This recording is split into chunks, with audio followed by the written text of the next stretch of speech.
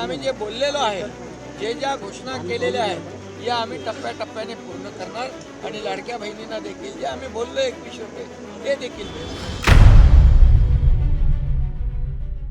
लाडकी बहीण योजनेबाबत उपमुख्यमंत्री अजित पवारांनी मोठं वक्तव्य केलंय.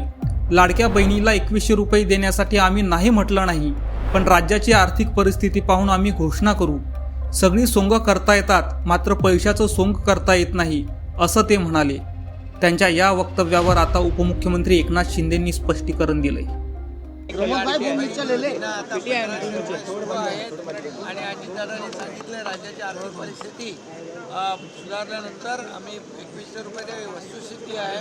महाराष्ट्र हे देशात पहिल्या नंबरचं राज्य आहे.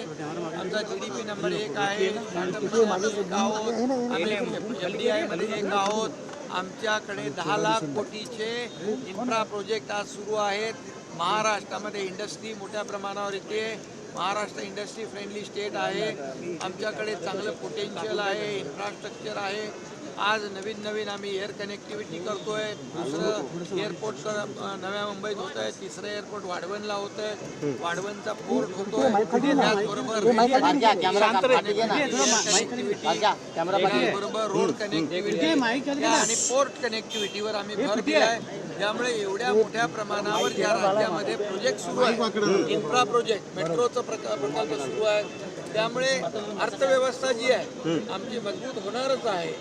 आणि नीती आयोगाच्या म्हणण्याप्रमाणे $1 ट्रिलियन तर पूर्ण राज्याची नाही, $1.5 ट्रिलियन फक्त मुंबई MMR मध्ये पोटेन्शियल आहे. त्यामुळे लाडक्या बहिणीच्या आशीर्वादाने आमचं सरकार पण आलंय, लँडस्लाईड मॅन्डेट पण मिळाले.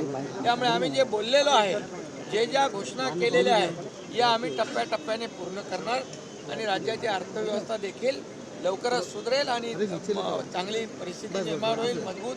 आणि लाडक्या बहिणींना देखील जे आम्ही बोललो 2100 रुपये ते देखील मिळणार.